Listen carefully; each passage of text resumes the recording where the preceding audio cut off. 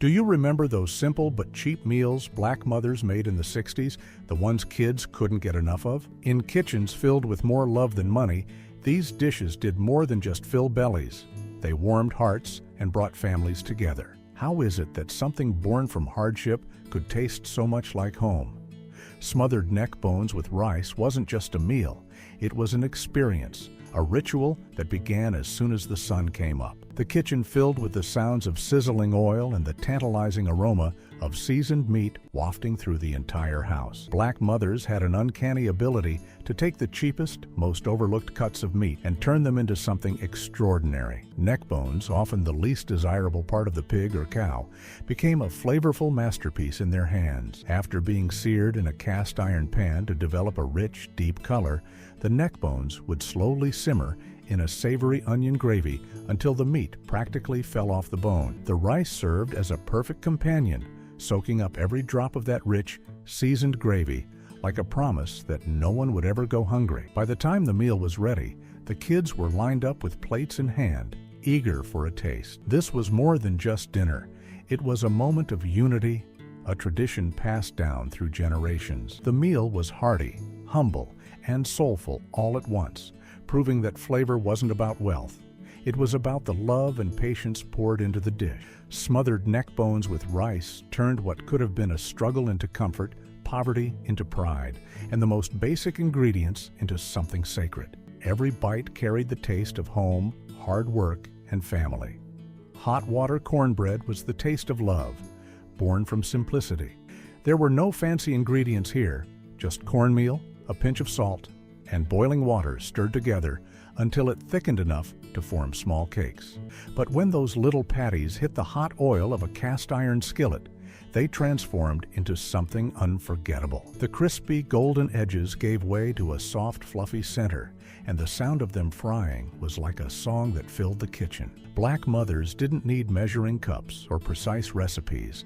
They knew the rhythm of the dish by heart. Passed down through generations, it was a dish made by memory and instinct. Hot water cornbread was the perfect side for beans, greens, or anything with gravy. Kids couldn't resist grabbing one fresh from the pan, too hot to hold, but too good to wait for. The crispy crackle as they bit into it, followed by the toasty warmth only cast iron could provide, was a flavor of its own. For these families, hot water cornbread wasn't just food.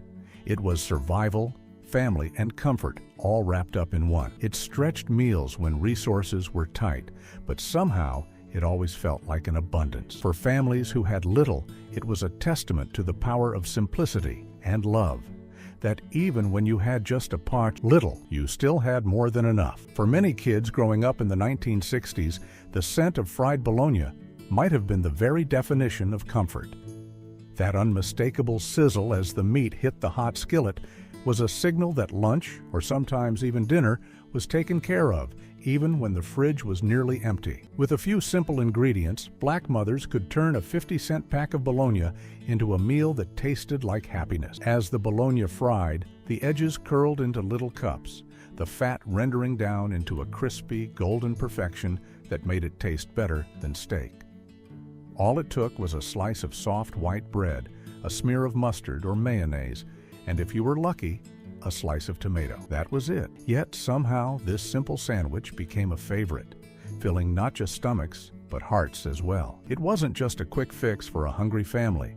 It was the essence of comfort food. It was eaten standing up, sitting on porches, or running out the door to play. Fried bologna was a meal that made you feel like everything was all right, no matter how tight the budget. It wasn't about the cost. It was about what was created with love, warmth, and care. In a world where money was short, flavor and family were always abundant. Red beans and rice was the soul of Sunday kitchens. The pot simmered slowly on the stove all afternoon, filling the house with warmth, while the sounds of laughter, church clothes rustling, and gospel music created a sense of peace. While it had roots in New Orleans, red beans and rice became a staple in every black home that knew how to stretch a meal to feed many. It started with dried beans, soaked overnight, and flavored with whatever scraps of meat remained from the week, a ham bone, a piece of sausage, or maybe just a pinch of seasoning. The smell alone could fill your heart, long before the meal was even served. When poured over a bed of rice, it became a rich, creamy dish that wrapped you in warmth. Each bite carried the weight of history, family, and tradition. Kids would beg for seconds because no two pots of red beans and rice tasted the same. Every dish had its own rhythm and its own story. Red beans and rice didn't just fill bellies, it reminded families that even in the leanest times, joy could still be found in a simple, home-cooked meal. It spoke of patience, pride, and peace after a long week of hard work. And, like the other meals, it proved that no matter how little you had, the love and care you put into a meal could turn it into something extraordinary. Macaroni and cheese with evaporated milk was the epitome of comfort food. It wasn't just a meal, it was a tradition, a staple that graced Sunday tables and family gatherings. Creamy, golden brown on top with a smooth, velvety texture inside, it was made from simple, affordable ingredients: macaroni, cheese, butter, and a can of evaporated milk. That can of evaporated milk was the magic ingredient, turning the basic noodles into something rich and silky. Mothers would mix it by hand, sometimes adding breadcrumbs or extra cheese on top, and then baking it until the aroma filled the entire house, drawing everyone to the kitchen. On Sundays, you could always count on it being there, proudly sitting beside fried chicken and collard greens. Kids eagerly scraped the crispy edges from the pan, fighting over those precious golden bits. There was nothing fancy about it, no expensive cheeses, no gourmet kitchen tools. What made it special was the love and patience poured into it. Every forkful carried the warmth and tenderness that only a homemade meal could provide. For a generation with little, this dish showed that you didn't need money to make something extraordinary. Just a little creativity, love, and the right ingredients could turn a simple dish into something unforgettable. Pinto beans with fatback were a humble yet magical meal. The beans started off hard and pale, but after hours of slow cooking, they transformed into something smoky, soft, and bursting with flavor. The secret to their richness? The fatback, salty, greasy, and flavorful, it was the key ingredient that turned the beans into a hearty, satisfying dish. Mothers knew just how long to let the beans simmer, allowing the rich aroma to fill the house, making everyone's stomachs growl well before dinner was even close. Served with rice or cornbread, pinto beans could feed a whole family without costing much at all. This wasn't a dish about luxury. It was about taking something simple and making it into a satisfying meal. Pinto beans were a reminder that slow food was truly soul food, that with time and patience, a humble meal could bring comfort and nourishment. When you sat down to that bowl of beans, you weren't just tasting a meal. You were tasting the history, creativity, and love that had been passed down through the generations. Every bite was filled with strength and resilience. Collard greens with ham hocks were the heart and soul of Sunday dinners. The greens started out tough and fibrous, but after hours of simmering with smoky ham hocks and onions, they turned tender, flavorful, and rich. The ham hock was the magic ingredient, infusing the greens with a deep, savory flavor that stretched into the broth, which everyone eagerly called pot liquor. Mothers always made plenty, knowing no one could resist going back for seconds, sometimes even thirds. It was a simple dish, but it carried generations of tradition and wisdom. This recipe came from hands that had learned how to make something extraordinary out of scraps and leftovers. Collard greens with ham hocks were more than just a meal. They were a symbol of survival, resourcefulness, and the power of family. The bitterness of the greens blended perfectly with the saltiness of the ham hock, creating a harmony that made the first bite always worth the wait. For families in the 1960s, this dish wasn't just food, it was a taste of history.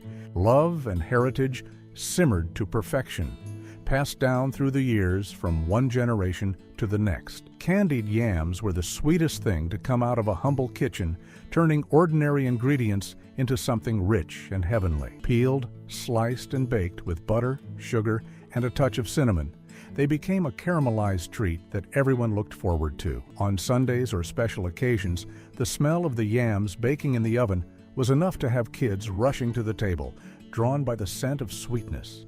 Black mothers knew exactly how to make them shine, rich enough to feel like dessert, but always served proudly beside collard greens, fried chicken, or other hearty dishes. No need for marshmallows or fancy toppings, just time, patience, and love. As the yams baked, the syrup would bubble up, and the edges would crisp, turning them into a golden, melt-in-your-mouth delight. Even families with very little would find a way to make this dish because sweetness wasn't just a luxury. It was a necessity. Candied yams were a reminder that even in tough times, joy could be found in the simplest of things. They brought a touch of sweetness to a meal just when it was needed most, turning every bite into a reminder that love could turn the most modest ingredients into something extraordinary. Molasses coffee was never about fancy ingredients, but it was strong enough to fuel a person through the longest, toughest days. When coffee beans were rare and sugar was even scarcer, someone clever figured out that a spoonful of blackstrap molasses stirred into hot water or a weak cup of coffee could create a drink that was both sweet and smoky. The result was thick, dark, and full of character, with a bitterness that lingered on the tongue and a warmth that spread through the chest. It tasted like hard work, like resilience, like the steady rhythm of fields at sunrise and factory bells ringing. Families drank it early in the morning and often throughout the day, some adding milk if fortune allowed, others drinking it plain, paired with bread crusts for breakfast. It wasn't just a drink, it was a poor man's luxury, a small rebellion against hunger and fatigue, a moment of comfort carved from scarcity. The smell alone had the power to wake the weary, to remind them that strength was something you stirred into your cup, not something you could buy. Molasses coffee was courage in a cup, shared by hands worn and cracked from labor and hearts that refused to quit. It carried the spirit of people who built their mornings from sheer willpower, who forged ahead on steam and grit. It proved that dignity could be found even in the thinnest brew, and that a simple, humble drink could hold the strength of 1,000 unspoken stories. Cowpea soup simmered like a prayer whispered over a fire, slow and steady, the scent of it filling the air with a sense of warmth and peace. The pot would begin simply. Water, a scoop of dried field peas, and maybe a scrap of salted meat if fortune had been kind. Onions and garlic would soon join in, their fragrance rising and mingling as the broth thickened, becoming something rich, golden, and full of promise. The cowpeas, small and sturdy, softened slowly, their flavor deepening with each passing hour. This wasn't fast food, it was patient food, built on rhythm, time, and care. Families often made it during harvest time, when work was grueling and the hands were worn and tired, needing warmth and nourishment to keep going. It was ladled into tin bowls, passed around without ceremony, each bowl grounding you in a quiet sense of gratitude for the meal and the effort that had gone into it.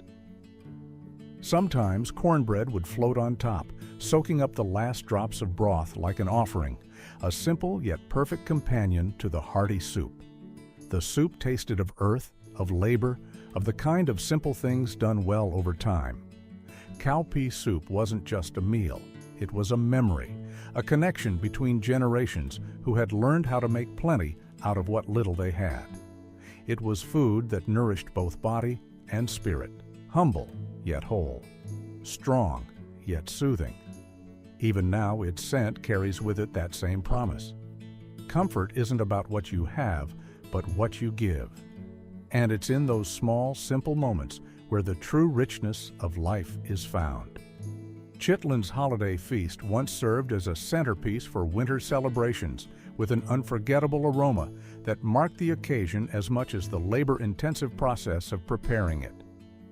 Hog intestines were painstakingly cleaned, then simmered for hours with a blend of onions, vinegar, and a variety of spices until they became tender and flavorful. The dish was not only a test of patience, but also of community, often involving an entire day of careful preparation, with families gathering together to wash, cook, and bond over the shared task.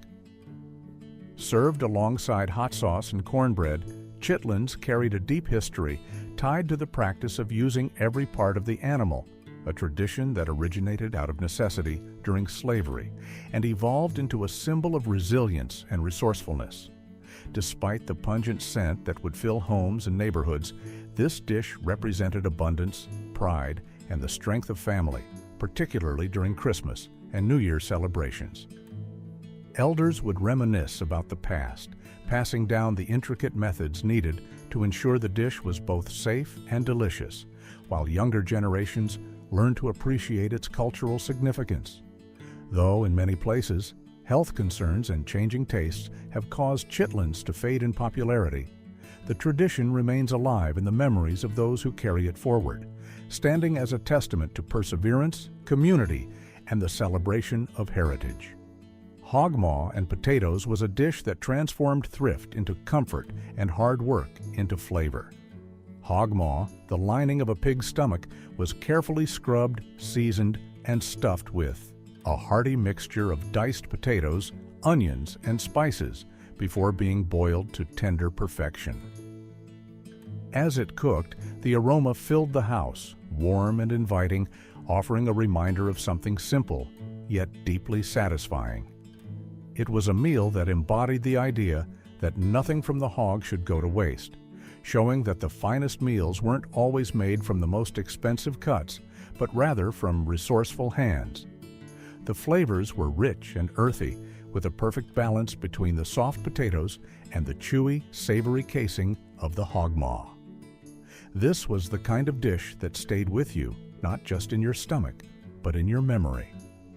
Hog maw and potatoes represented resilience, stretching what little you had into something that felt complete and nourishing. It was shared at large family gatherings after church, on holidays, or on any day that called for a celebration of gratitude. To outsiders, it might have seemed unassuming, but to those who grew up on it, it was a meal that tasted like home, wrapped in the rich history of survival and community.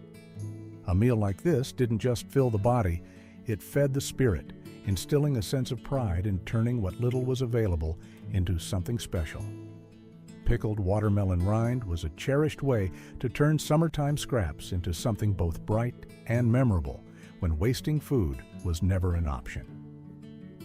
Families would carefully peel away the thick green rind of ripe watermelons, slice it into strips, and simmer it in a brine made of vinegar, sugar, and aromatic spices, such as cinnamon and clove, until the rind pieces became translucent and tender. The result was a sweet, tart pickle that brought a refreshing balance to hearty dishes like fried fish or smoky barbecued pork. Children often took part in the process, happily packing the jars while the warm scent of the spices filled the air. These jars would sit on pantry shelves or cool in cellars, ready to bring a taste of summer to winter meals. For many households, this thrifty yet flavorful condiment was a symbol of careful planning and a way to ensure that every part of the harvest was used. Today, though fewer people take the time to save watermelon rind and the recipe has been forgotten by many, those who remember still fondly recall the surprising delight of that sweet and sour crunch accompanying a plate of fried catfish. It serves as a reminder of how resourcefulness and tradition could make even the humblest of ingredients taste extraordinary. Salmon croquettes were the breakfast of ingenuity, born from the humble combination of tin cans and creativity. Canned salmon, mixed with onions, cornmeal, and a bit of egg, was shaped into patties and fried until golden and crisp.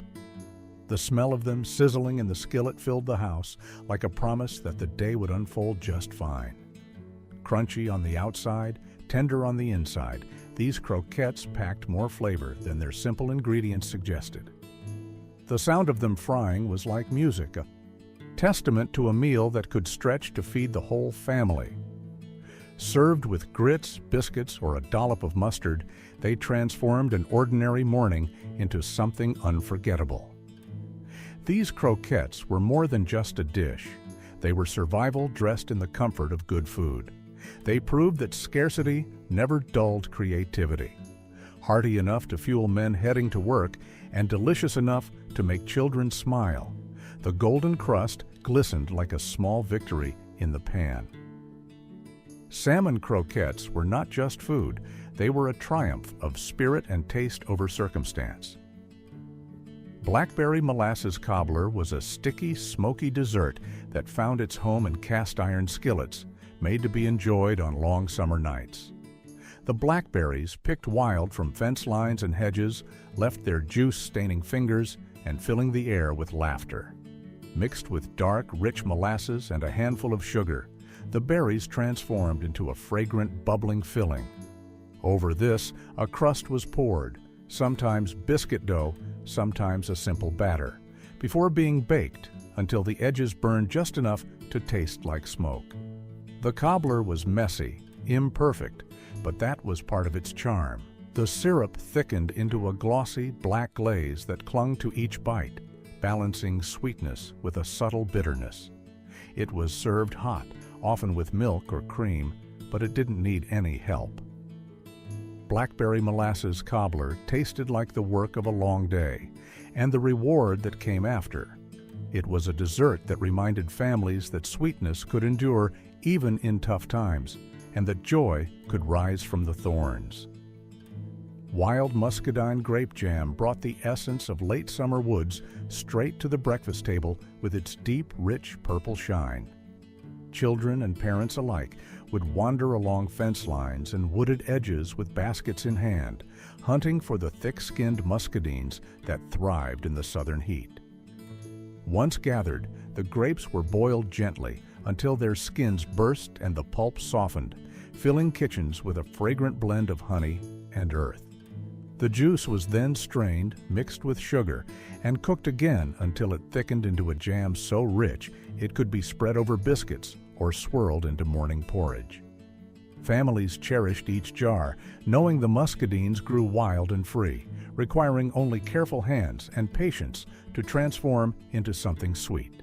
In some communities, church groups organized picking days, turning the harvest into a social gathering where songs and laughter echoed through the vines. Today, supermarket grapes have replaced the wild hunt, and store-bought jams lack the musky depth of fruit ripened under the southern sun. Yet, the memories of purple-stained fingers and the joy of the harvest still linger in many hearts. Harmony pancakes were a clever way families stretched their resources into filling meals. Hominy, which was made from corn kernels treated with lye, was folded into a simple flour batter and fried on a hot griddle until the edges turned crispy. The result was a pancake that was hearty, chewy, and rich in flavor. Families relied on this dish because hominy was inexpensive, filling, and often available in bulk. These pancakes could be served plain or topped with syrup, molasses, or just butter when sugar was scarce. Children enjoyed the slightly nutty texture, while adults appreciated how the pancakes carried them through long hours of work. Harmony pancakes were also tied to heritage, with roots that stretched back to Native American food traditions that had a significant influence on Southern cooking. They were a reminder of resilience and cultural continuity, demonstrating how simple staples could be reinvented to meet changing needs. Harmony pancakes not only filled stomachs, but also filled mornings with the comfort of tradition and the creativity of making do. Grease, gravy, and rice was a dish born from the refusal to let anything go to waste. After breakfast meats had finished frying, the leftover grease became a treasure. A spoonful of flour was added first, sizzling and popping until it turned golden.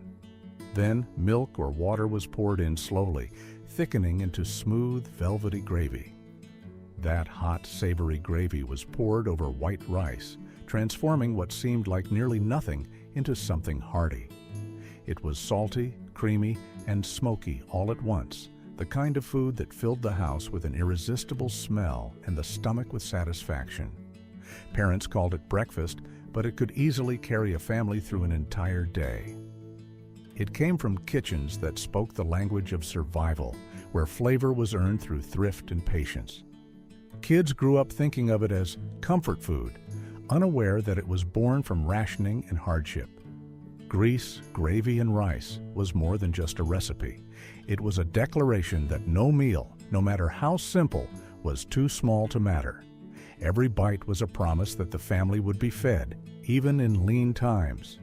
It was humble food that carried pride with every spoonful. Leftover grit cakes transformed yesterday's breakfast into today's delicious miracle. After the morning rush had passed, when the pot of grits had cooled and sat untouched, mothers would scoop the leftovers into a pan and let them firm up overnight. By morning, they'd slice the chilled grits into thick pieces. Those slices, with their crisp golden crust on the outside and tender, soft middle, would then be fried in hot bacon grease until they were perfectly crispy and warm inside. What began as a simple, practical way to avoid wasting food soon became a cherished tradition, a quiet testament to the value of thriftiness and care in a home. Served alongside eggs, bacon, or drizzled with syrup, these grit cakes were more than just filling. They were comforting, hearty, and familiar. A true taste of home. The contrast between the crisp, golden crust and the tender inside captured the essence of patience and practicality. No one ever grumbled about having them again. Instead, most people looked forward to the comforting simplicity they brought. These grit cakes were the kind of food that didn't need to shout to be heard. They spoke softly, offering a reminder of the love and thoughtfulness in making something new from what was already there, without needing anything extra. The very scent of those grits sizzling in the pan was enough to bring everyone rushing to the table, eager for a taste of the past made fresh again. Leftover grit cakes weren't just about repurposing yesterday's meal. They were a quiet, powerful reminder that the best meals often come from the simplest things, often made from what you already have in front of you. And sometimes, those humble dishes carry more warmth and comfort than anything extravagant. Fried fatback and biscuits were the workers' feast, the kind of meal that tasted like the reward of a hard day's labor. Strips of salted fatback were fried until they crisped up golden, the sizzling sound a promise of satisfaction. The grease from the fatback was saved and brushed generously over hot, fresh biscuits straight from the oven. The smell of it all, rich, salty, and full of comfort, was enough to lift even the heaviest of spirits after long, grueling days spent in the fields or factories. The biscuits, tender and flaky with layers that seemed to melt away with each bite, absorbed the greasy richness, creating a balance that felt just right. It wasn't fancy, but it was more than enough. It was the kind of food that brought a person back to life, a meal that filled more than the stomach, it filled the soul. Children would squabble over the last piece, their laughter rising above the table, while parents looked on, their faces full of quiet satisfaction. They knew that there was pride in providing something so simple, yet so deeply fulfilling. Fried fatback and biscuits told a story not just of work and hunger, but of faith, endurance, and resilience. Every bit of flavor was wrung from the hours of effort, from the sweat and determination that went into it. This meal was a reminder that food didn't need to be extravagant to carry the deepest kind of love. Each bite crackled with warmth and nostalgia, a reminder that comfort and joy could be built from the humblest of pantries. Fried fatback and biscuits weren't just breakfast, they were a quiet triumph, a victory that could be tasted with every bite, a symbol of perseverance, togetherness, and the beauty of simplicity. Fried green tomatoes were born from gardens that didn't wait for the full ripening of summer. When the first chill of fall set in and the growing season was almost over, people would harvest the last tomatoes, even if they weren't yet ripe. These firm, tart fruits were then transformed into something golden and crisp. The tomatoes were sliced thick, coated in cornmeal, salt, and perhaps a hint of cayenne, and then fried in hot oil. The sizzle was a familiar sound that filled the kitchen with anticipation. In no time, the edges turned crispy, the inside remained tender, and what was once too sour became a perfect balance of tangy and savory. Fried green tomatoes weren't about wasting what was left behind. They were a celebration of making the most of what you had. Families ate them hot, sometimes served with gravy or tucked into a sandwich, enjoying the contrast of the tartness against the richness. They weren't just food. They were a reflection of the seasons changing, of adapting to what was available, and of making something wonderful from a simple, often overlooked ingredient. Fried green tomatoes were a lesson in patience, in using what you had, and in turning limitations into something unforgettable.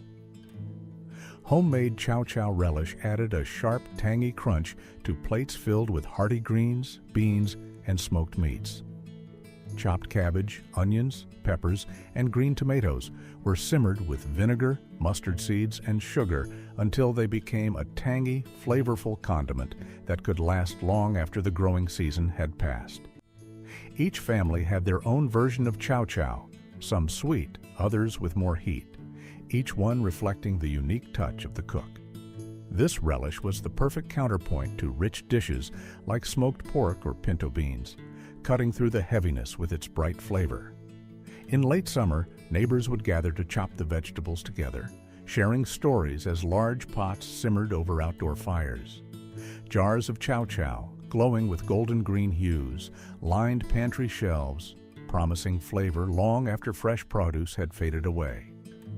Though store-bought pickles and sauces have replaced homemade chow chow for many, its memory endures in households where people still recall the satisfying sound of knives on wooden boards and the comforting taste of chow chow alongside a hearty meal. Chow chow was more than just a condiment. It was a symbol of the time, care, and community that went into preserving the season's harvest for months to come. Hot cakes made from scratch were the kind of breakfast that filled both the stomach and the heart. Made with buttermilk, flour, and a spoonful of bacon grease, they sizzled away in a hot iron skillet until golden brown. The edges became crisp, while the centers stayed soft and airy. The smell of them, warm, salty, and comforting, filled the air, calling everyone to the table. Syrup was a special treat, but butter or molasses worked just as well. Children lined up eagerly, plates in hand, waiting for the next stack to appear. Every flip of the spatula felt like a little act of love. Hot cakes weren't about extravagance or fancy ingredients.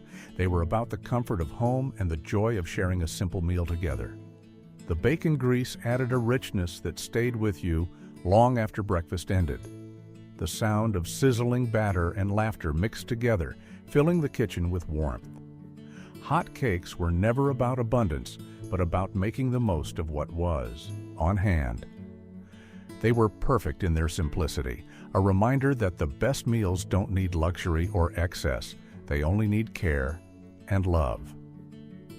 Corn husk pudding was the dessert for those who knew how to coax sweetness from the earth. Fresh corn, still warm from the garden, was grated by hand until the bowl filled with golden pulp. This mixture was blended with butter, brown sugar, and milk to create a rich batter. The pudding was spooned into the soft husks, carefully tied with twine, and steamed slowly until it was tender and fragrant. When the husks were peeled back, the pudding revealed a soft yellow glow, filled with the sweet scent of sugar and summer air. Its texture was smooth and comforting, and its flavor deep and layered, like the warmth of the season itself. This dish wasn't just for celebrations. It was made to mark the ordinary days, too, a way to savor the simple, quiet moments.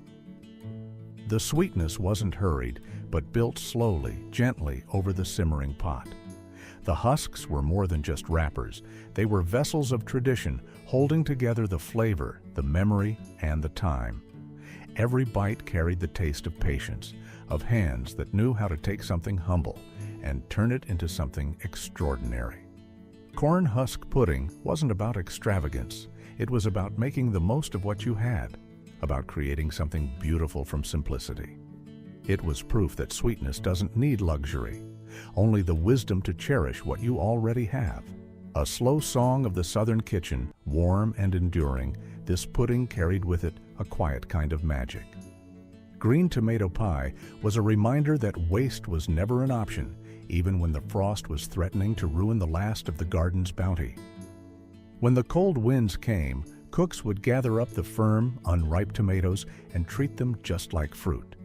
They were sliced thin and tossed with sugar, cinnamon, and a touch of vinegar, then baked into a pie that, at first glance, seemed odd but, with each bite, revealed something unforgettable.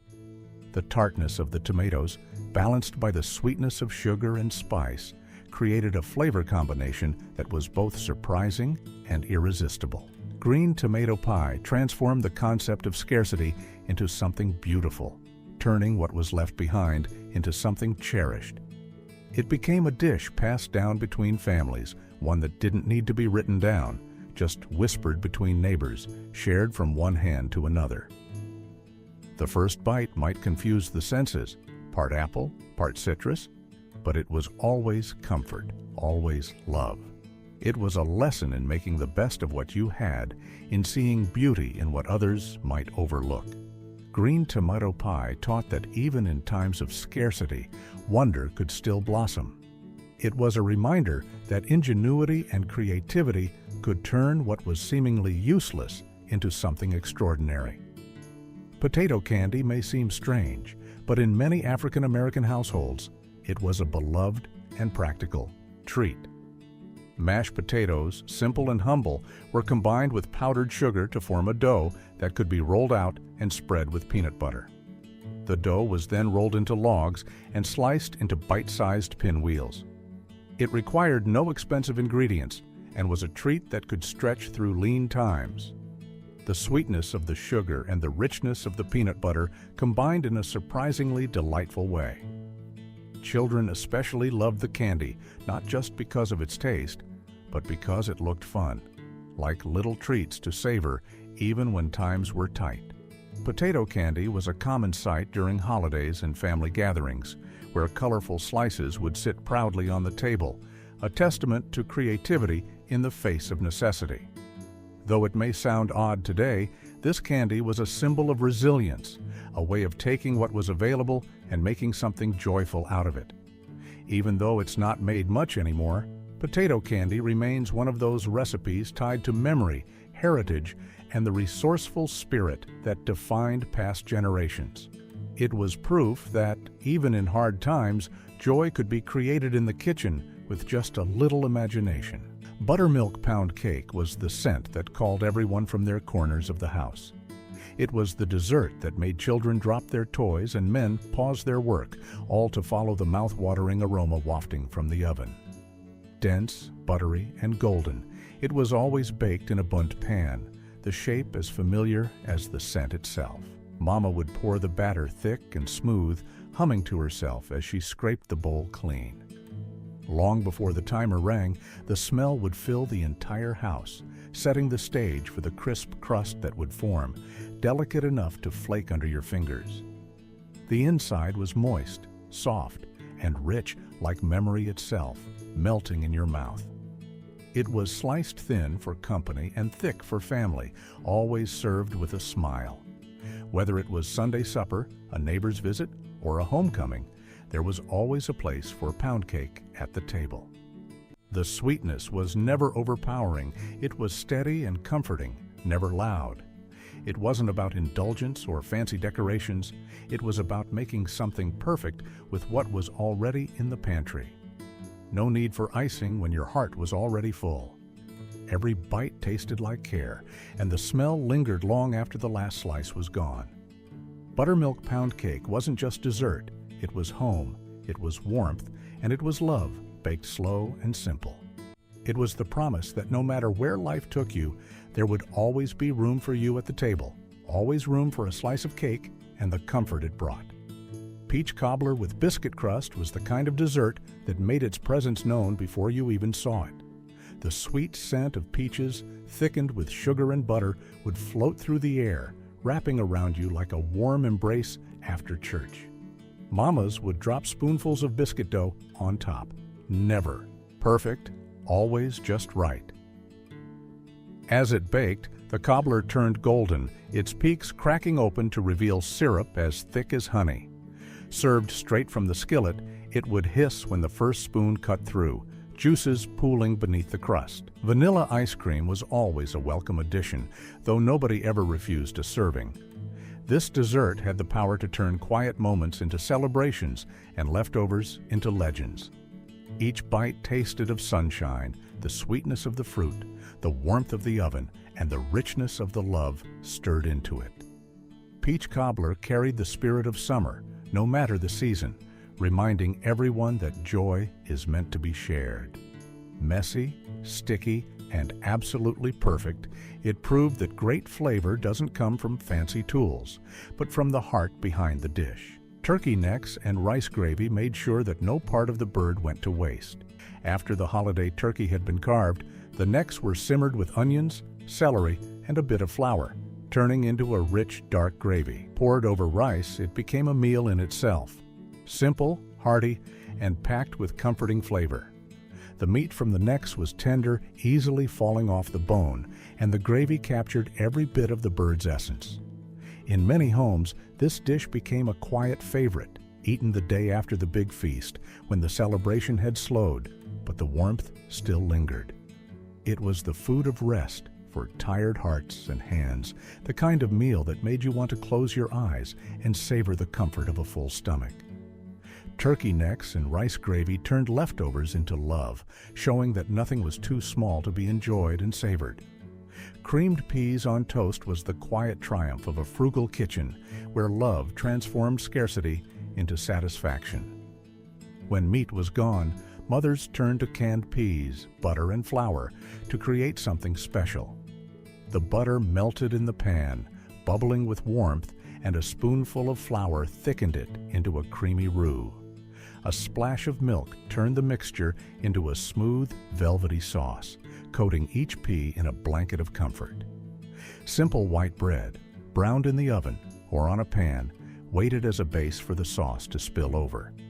The smell was soft, buttery, and sweet, the kind that made any house feel like home. It was a meal that came together quickly but left a lasting impression. Families gathered around small tables, passing plates with gratitude and quiet joy. It may have been humble, but it was never empty. Creamed peas on toast wasn't just a meal. It was a reminder that tenderness in cooking could soften even the hardest of days.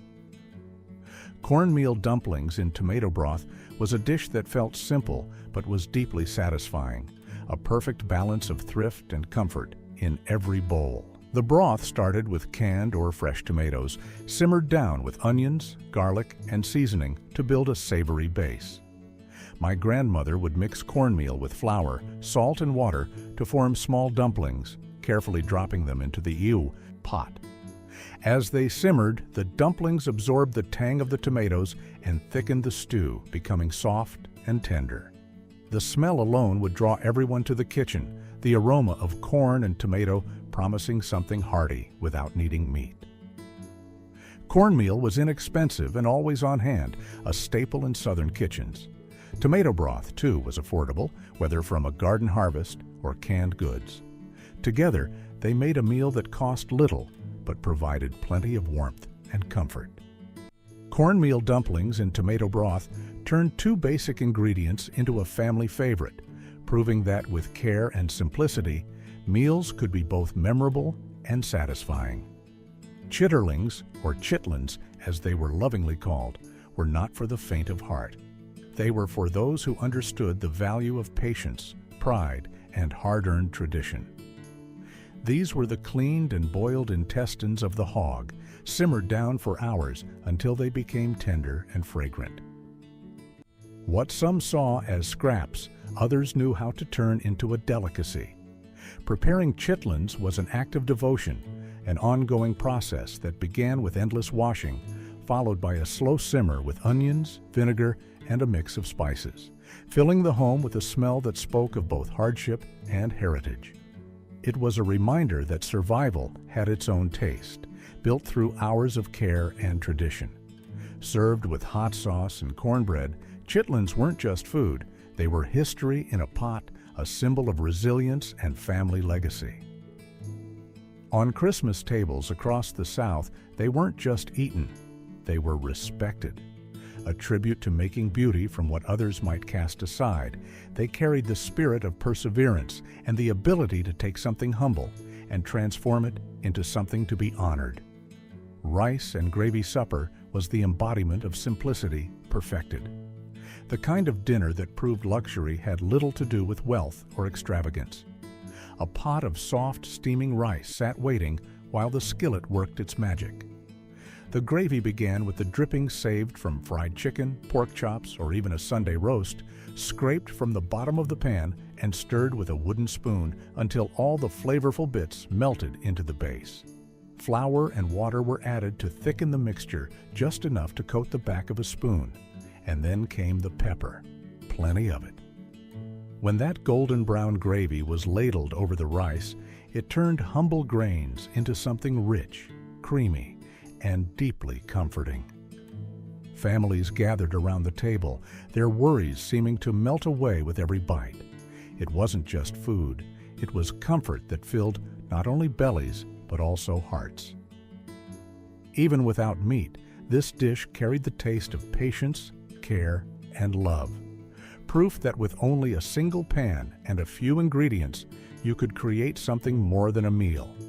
You could create a moment of peace, of togetherness, and of warmth. Sweet corn and onion skillet was the kind of dish that came together quickly, a perfect example of using what the garden and pantry had to offer. Fresh corn, or sometimes canned when the season had passed, was sliced from the cob and tossed into a hot pan with sliced onions. Lard or bacon fat did the work of bringing it all together, sizzling until the onions browned and the corn caramelized. The smell of it was both sweet and smoky, filling the house with a sense of comfort and promise even before the first bite. It was cheap, fast, and nourishing, a meal that families across the country could make with what they had, stretching their resources while still creating something satisfying. My grandmother would serve it with bread or cornbread, letting the skillet's juices soak into every bite. The beauty of this dish lay in its simplicity. Just vegetables and fat, transformed into something more than the sum of its parts. Sweet corn and onion skillet reminded everyone that even when you didn't have much, you could still make something delicious and filling. It was a lesson in using what's available and turning it into something meaningful, the kind of meal that not only satisfied hunger, but also the heart. Cornbread dressing with giblets was the perfect example of how nothing in a black mother's kitchen ever went to waste. Leftover cornbread became the soul of this dish, crumbled and mixed with onions, celery, and broth made from the very chicken or turkey that had been served earlier. Giblets, often overlooked by others, were chopped and added for richness, turning the dish into a savory delight. The smell alone could make you stop mid-conversation, with the earthy and herby scents of sage and butter filling the air. Every household had its version, some soft like pudding, others with crisp edges from the heat of the oven. It was a dish that stretched ingredients and hearts, bringing a crowd together on a small budget. Mothers made it with one hand stirring the pot, and the other wiping away the day's worries from their children's faces, knowing that love didn't require wealth. It required wisdom, patience, and a willingness to make something beautiful from what you had. Cornbread dressing tasted like abundance, born from frugality, like the magic of turning little into plenty. It wasn't just food, it was a way of showing that a humble kitchen could produce not just meals, but moments of connection, tradition, and love. It was history, baked golden in a pan and served with pride at every family gathering. Stewed chicken backs were one of those meals that transformed scraps into sustenance, a true testament to making the most of what you had. In the 1960s, the back of the chicken was considered one of the least desirable cuts, with little meat clinging to the bones. My grandmother, however, saw value in these overlooked parts. She would buy them in bulk, clean them thoroughly, and then simmer them for hours with onions, potatoes, and carrots. As they cooked, the broth grew rich and fragrant, filling the house with warmth. The slow cooking process softened the bits of meat until they slid easily from the bones, creating a dish that was both filling and flavorful. Families served the stew over rice or with cornbread, stretching the broth even further to feed more mouths. If she had a ham bone or some fatback to spare, she'd toss it in for a smoky depth. But even without these extras, the dish was nourishing and satisfying. What made it truly memorable was the fact that something so often discarded could still feel dignified and comforting on the table. Stewed chicken back served as a reminder that nothing should be wasted. Every part of the bird, no matter how humble, could provide warmth, nourishment, and pride. It was a meal built on patience, thrift, and creativity, proving that even the cheapest part of the bird could feed a household and offer both comfort and pride. Vegetable soup made from kitchen scraps was the kind of meal born from necessity, but crafted with genius. It was a pot of everything and nothing all at once. Nothing went to waste. Every peel, every leftover carrot, potato, or onion, every wilted green from the salad found its way into the bubbling broth. Grandparents would save the bones from roasts, the ends of the bread, even leftover noodles, all of it destined to become part of the soup. What seemed like scraps, when combined, became something much greater than the sum of its parts. The broth deepened in color and flavor with every passing hour, thickening with the essence of everything that had been added. The smell of it would waft through the house, a scent that spoke of care, of time, and of the magic created from frugality. Stirring the pot slowly with a wooden spoon, stories seemed to rise from the steam, bringing memories along with the flavor. Children would gather around, bowls in hand, waiting for the soup that promised comfort. Each bite tasted like love, stretched thin but never broken, a reminder that nothing, whether time, flavor, or effort, was ever wasted. Vegetable soup was a true testament to endurance and gratitude, a perfect example of the art of making something beautiful from almost nothing. It showed that with patience and respect for what you had, even the smallest ingredients could be transformed into something nourishing for both body and spirit. Molasses candied yams were a dish sweetened by patience rather than plenty, a reminder that sometimes the best things come from what you make do with. When refined sugar was scarce or too expensive, families turned to homemade molasses or sorghum syrup to coat slices of sweet potato until they glistened like amber.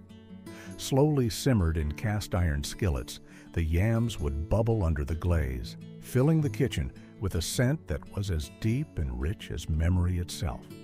The edges caramelized, becoming tender and sticky, with each bite tasting like dessert and blessing all at once. Molasses brought a sweetness that sugar could never match, a smoky, earthy sweetness that felt as ancient as the land it came from. These yams were often served alongside meat if there was any, or simply eaten alone when there wasn't. Either way, they were the perfect comfort food, nourishment made from soil, struggle, and love. Proof that sweetness could be coaxed from even the hardest ground. In each spoonful, there was a story of endurance, of turning simple ingredients into something that transcended the ordinary. Molasses candied yams were a reminder that sometimes the simplest meals carry the richest histories, cooked down to syrup and flame, drawing out the essence of a place and time. Cornbread and beans were the supper of survivors, a meal that carried the weight of generations who knew how to turn a little into something plenty. The beans simmered low and slow, absorbing every bit of flavor from the scraps. Onions, bacon, or a precious ham bone saved from Sunday dinner. The longer they cooked, the richer and deeper the broth became, filling the home with a savory scent that promised satisfaction in every bite. Nearby, cornbread baked in the oven, its golden crust rising slowly while the butter and cornmeal fragrance mingled with the aroma of beans bubbling on the stove. When the meal was finally ready, families gathered together at the table, crumbling the cornbread into their bowls to soak up the thick, flavorful broth. It wasn't just filling, it was fulfilling, warming the body and soothing the spirit. Some families added a splash of vinegar for a tangy kick, while others sprinkled sugar for a touch of sweetness. But no matter the variation, every household had its own way of making it just right. Cornbread and beans told a story of endurance and community, of hard hands working with love and full hearts. It wasn't about luxury, it was about life, steady and sustaining, passed down from one generation to the next as a lesson in gratitude, grace, and resilience. The dish reminded everyone that love, like good beans, only grows stronger the longer it's cared for and tended. Shepherd's pie with mashed sweet potatoes was a clever twist on a beloved classic, a meal that fit within the budget of many black families in the 1960s.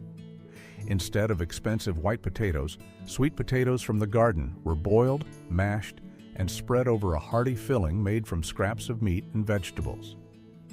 My grandmother would use whatever bits she had left, beef, chicken, or even small pieces of pork, cooked with onions, carrots, and peas until it formed a savory base. The sweet potato topping baked into a golden crust, balancing the saltiness of the meat with the natural sweetness of the potatoes. It was hearty enough to fill everyone's stomach, yet cheap enough to make even during lean weeks. Sweet potatoes were abundant in many southern gardens, and their richness and filling nature made them a perfect substitute for other vegetables. Shepherd's pie with mashed sweet potatoes wasn't just a meal, it was a statement of resourcefulness. It spoke of families making do with what they had and still managing to put something warm and comforting on the table.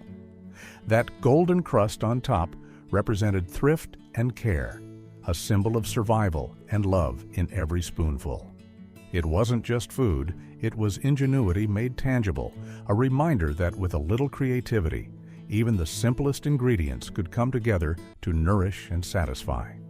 Molasses stack cake was the Christmas centerpiece that grew layer by layer, built not from luxury, but from love and hard work.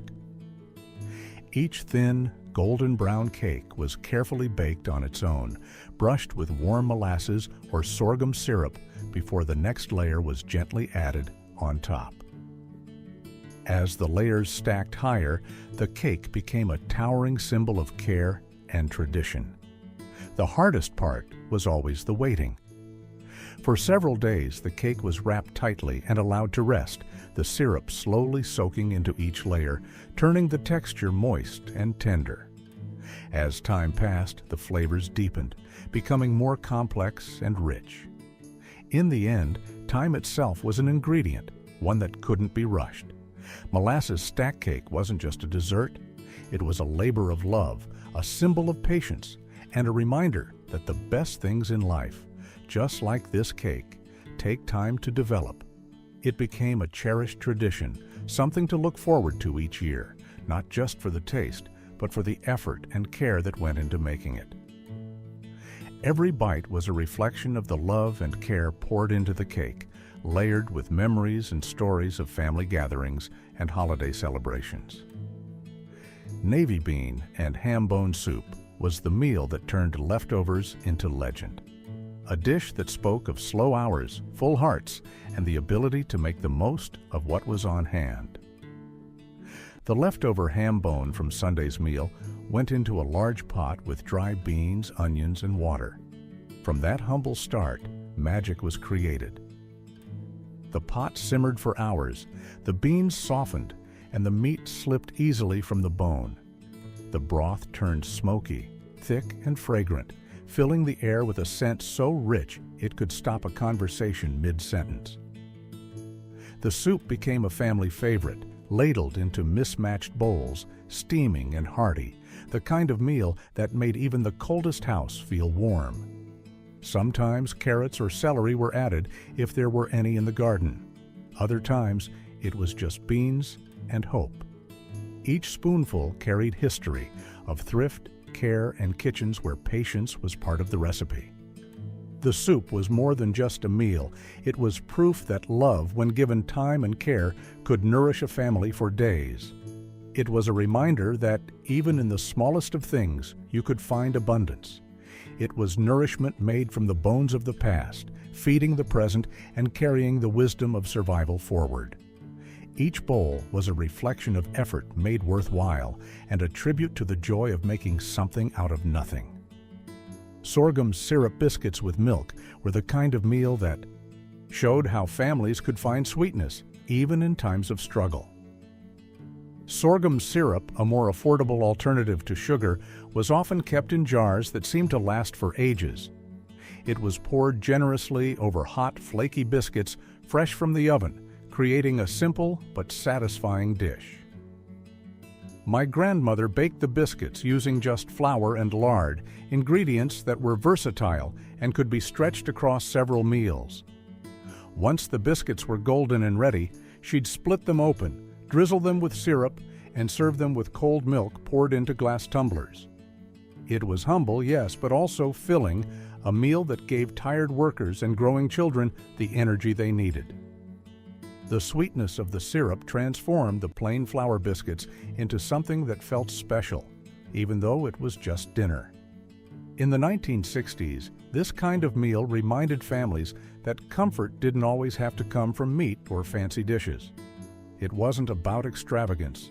It was about making do with what you had, finding joy in the simplest things.